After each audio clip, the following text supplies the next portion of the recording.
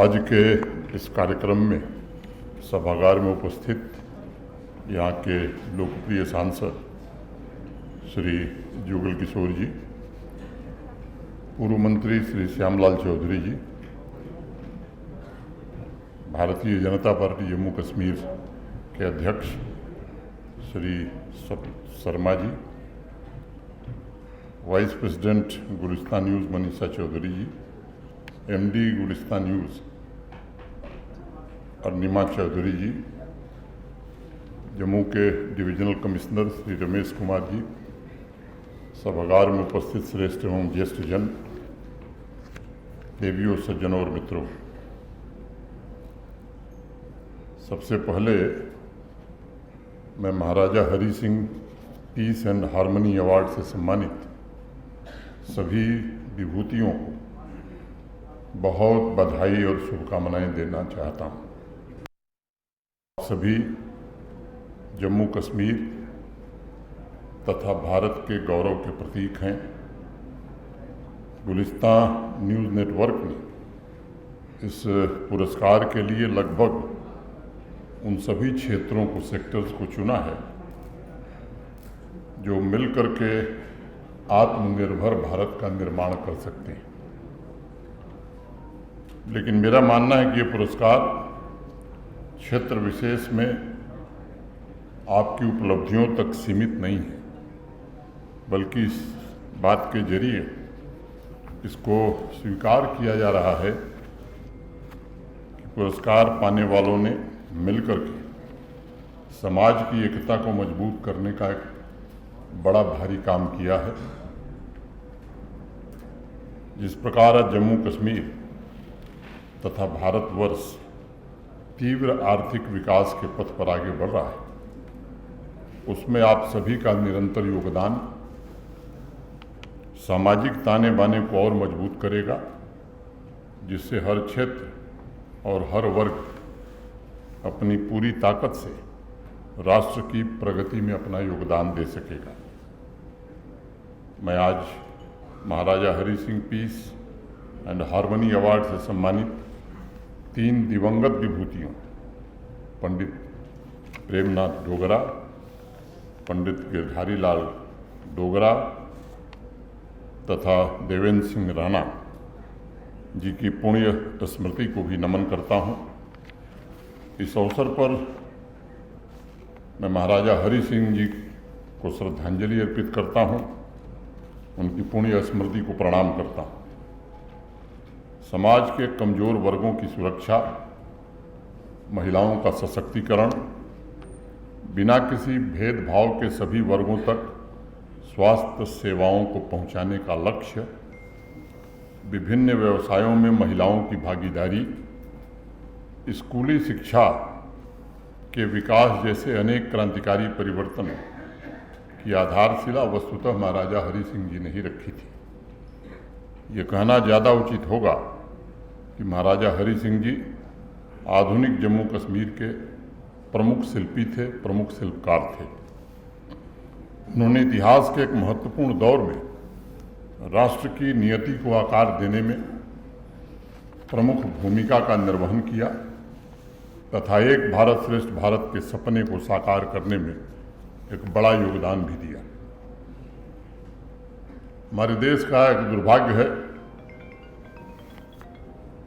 इतिहास के साथ कई बार इस तरह की घटनाएं हुई हैं जिसके कारण कई ऐसे महापुरुष जिनको इतिहास में महत्वपूर्ण स्थान पाना चाहिए था, वो नहीं पा सके। और मुझे लगता है कि महाराजा हरि सिंह जी के योगदान को भी इतिहास में जितनी जगह मिलनी चाहिए थी उतनी नहीं मिली।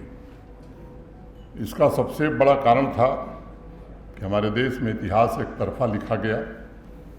जिन्होंने इस राष्ट्र की राजनीतिक, सामाजिक और सांस्कृतिक धारा को जीवंत रखने का काम किया, जानबूझ करके ऐसे महापुरुषों को इतिहास में यथोचित स्थान नहीं दिया गया। जिन्होंने भारतवर्ष के एकात्मक जीवन के ताने बाने को बुनने का काम किया था, उनके महान व्यक्तित्व के विभिन्न पहलुओं को जानबूझकर उपेक्षित किया गया ताकि देश की भावी पीढ़ी इनसे प्रेरित होकर के फिर उस रास्ते पर न चल पड़े।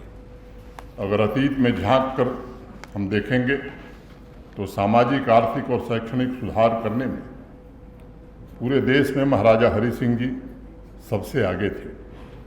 बाकी रियासतों में तो इन क्षेत्रों में, इन सेक्टर्स में ट्रांसफॉर्मेशन बहुत बाद के दिनों में आया। सबसे पहले सोशल ट्रांसफॉर्मेशन में अटूट निष्ठा के साथ समाज के गरीब और कमजोर तथा वंचित वर्गों के जीवन में आशा की नई किरण भरने का काम महाराजा हरि सिंह जी ने किया था।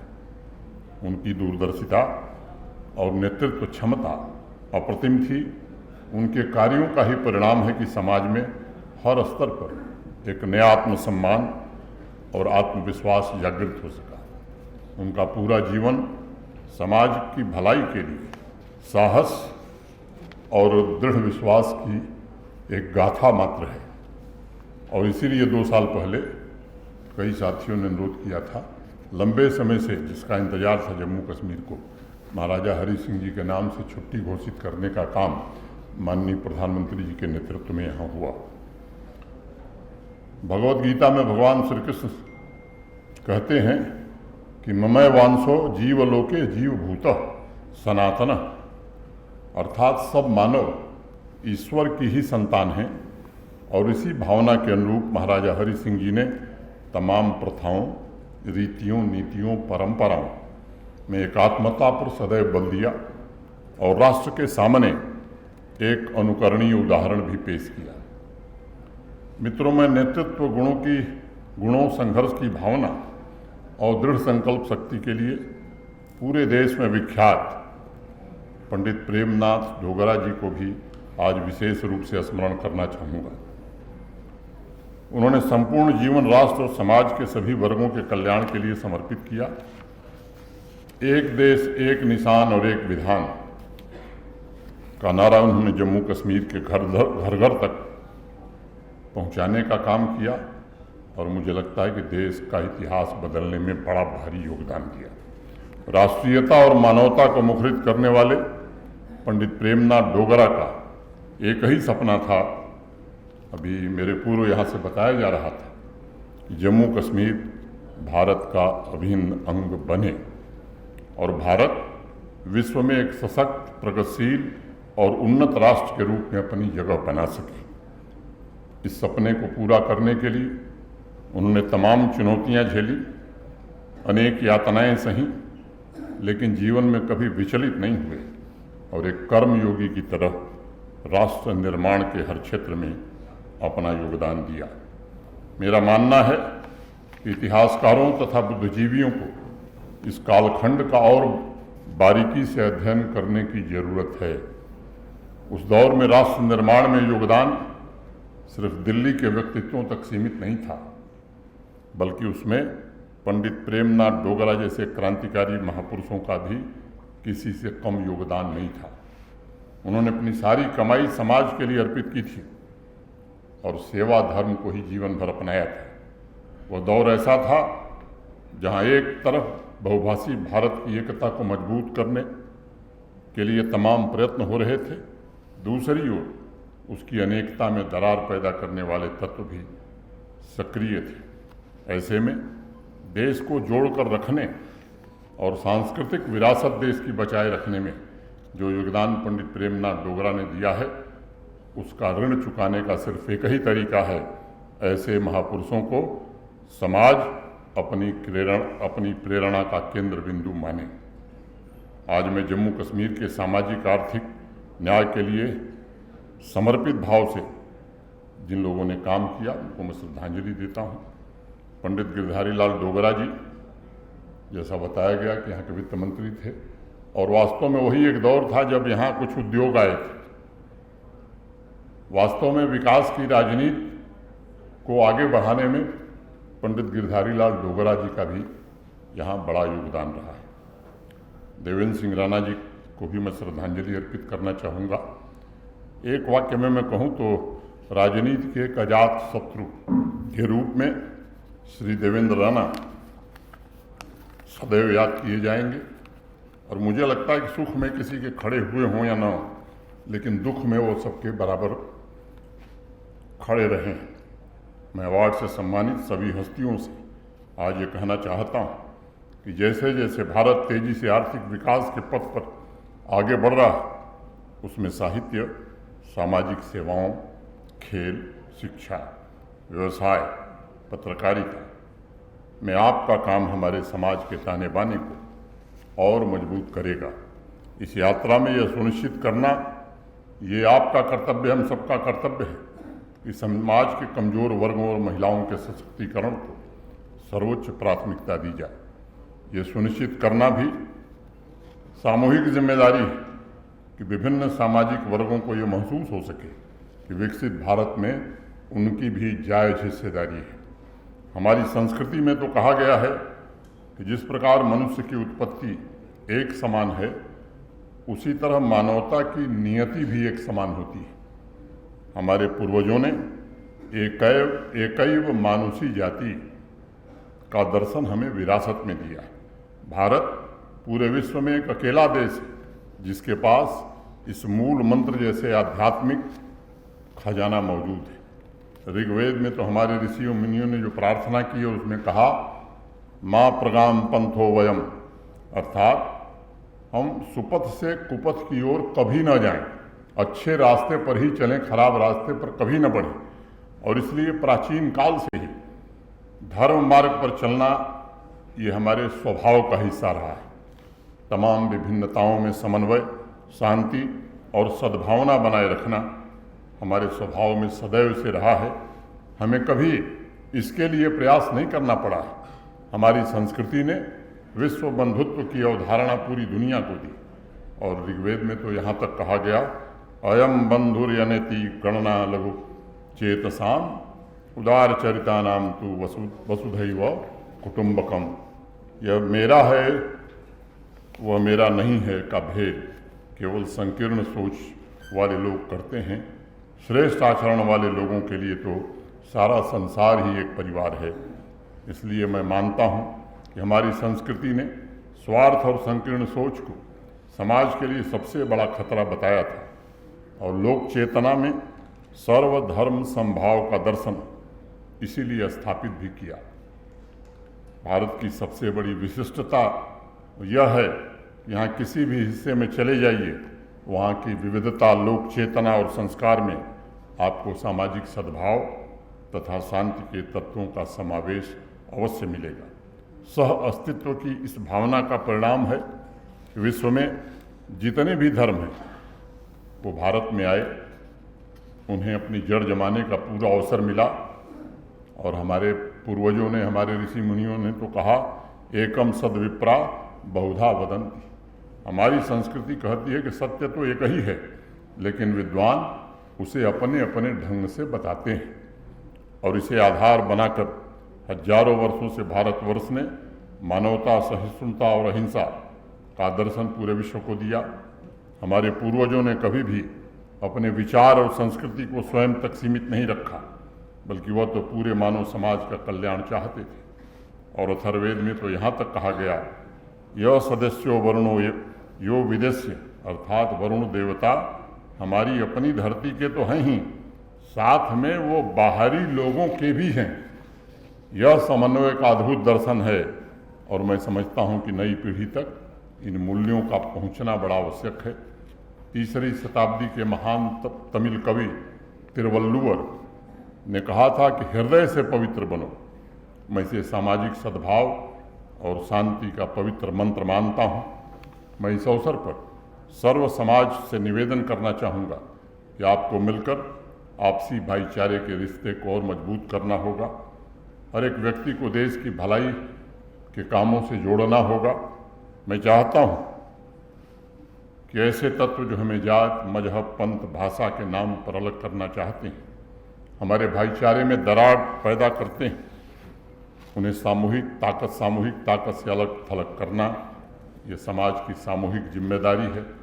भाईचारा और समन्वय हमारी सबसे बड़ी ताकत है और यह ताकत निरंतर मजबूत हो, इसके प्रयास हमें मिलकर करने होंगे। मेरा इस बात पर पक्का यकीन है कि हर इंसान की उत्पत्ति और उसकी डेस्टिनी ये पूर्व निर्धारित है, एक है। फर्क सिर्फ इस बात से पड़ता है कि जीवन यात्रा में कितनी जल्दी हम इस तथ्य को समझ पाते हैं और उसे स्वीकार करके समाज के भलाई के कामों में जुट जाते हैं। एक छोटी कहानी सुनाना चाहूँगा। एक बार महात्मा बुद्ध और सम्राट प्रसेनजति बैठे हुए थे। 75 वर्ष का एक बुजुर्ग सन्यासी उनके पास आया और उसने झुककर बुद्ध के चरणों में प्रणाम किया। बुद्ध ने आशीर्वाद देते हुए पूछा उससे कि आपकी उम्र कितनी है?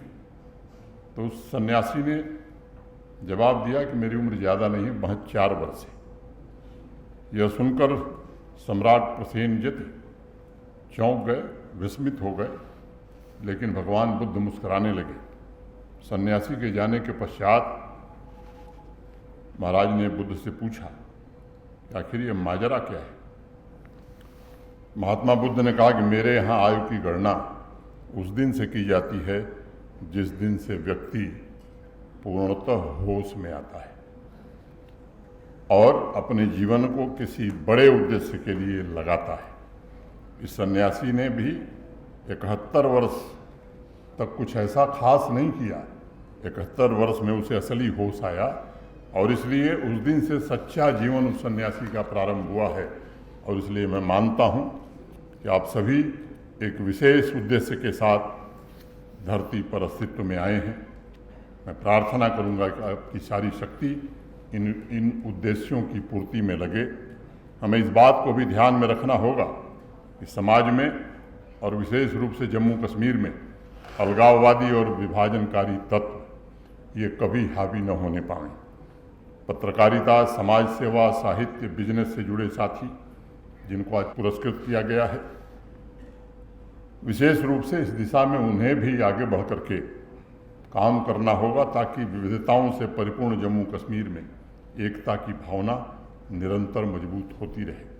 समाज के सभी प्रबुद्ध जनों के मन में एक सवाल जरूर कौंधना चाहिए कि मुझे किस लिए याद किया जाएगा, what I will be remembered for. यह सवाल जीवन के रूपांतरण की शुरुआत है और अगर इस पर हमने ठीक से सोचा तो मुझे लगता है कि देश का भविष्य बनाने में हम अपना भरपूर योगदान दे सकेंगे। एक बार पुनः सभी अवार्ड विजेता सम्मानित व्यक्तित्वों को हृदय से बधाई, शुभकामनाएं देता हूं। इस अवसर पर मैं सभी नागरिकों से भी कहना चाहूँगा वो सामाजिक, आर्थिक तथा सांस्कृतिक विकास में यथाशक्ति अपना योगदान दें। देश ने फिर से करवट बदला है। मैं समय ज़्यादा नहीं लेके 1 मिनट में ख़त्म करूँगा कि हमारा देश बड़ा गौरवशाली रहा है, आर्थिक रूप से भी। और फिर से मुझे लगता है कि पिछले 10-11 वर्षों में देश ने जो रफ्तार पकड़ी है, एक समय था जब वर्ल्ड जीडीपी में हमारा कंट्रीब्यूशन, हमारा योगदान 33% था। 11वीं शताब्दी की बात। 15वीं शताब्दी आते ये योगदान हमारा घटकर 25% हो गया। फिर वो गुलामी का दौर शुरू हुआ, मुगल आए, अंग्रेज आए, वैभव, यश सब कुछ लूट कर ले गए। जब देश को आज़ादी मिली 1947 में, 1950 में दुनिया की जीडीपी में हमारा कंट्रीब्यूशन महज 4% रह गया। वक्त ने फिर करवट बदला है और 2023 में अंतर्राष्ट्रीय मुद्रा कोष, इंटरनेशनल मॉनेटरी फंड के अध्ययन ने ये बात कही है कि अब आज दुनिया की जीडीपी में भारत का कंट्रीब्यूशन 15% हो गया है। इन 10 वर्षों की प्रगति ये हमें भरोसा देती है कि निश्चित रूप से देश ने जो लक्ष्य तय किया है कि 2047 तक फिर से हम विकसित भारत बनेंगे, मुझे लगता है कि निश्चित रूप से वो लक्ष्य हम प्राप्त कर सकते हैं। कोई सरकार लक्ष्य पूरा अकेले नहीं कर सकती जब तक समाज और देश के नागरिक उस लक्ष्य के साथ न जुड़ें। मैं आप सबसे निवेदन करूंगा इस महान लक्ष्य में अपनी पूरी ऊर्जा, पूरी क्षमता हम लगावें। फिर से एक बार आयोजन के प्रति मैं गुलिस्तान नेटवर्क को हृदय से बधाई देते हुए अपनी बात पूरी करता हूं। धन्यवाद। जय हिंद।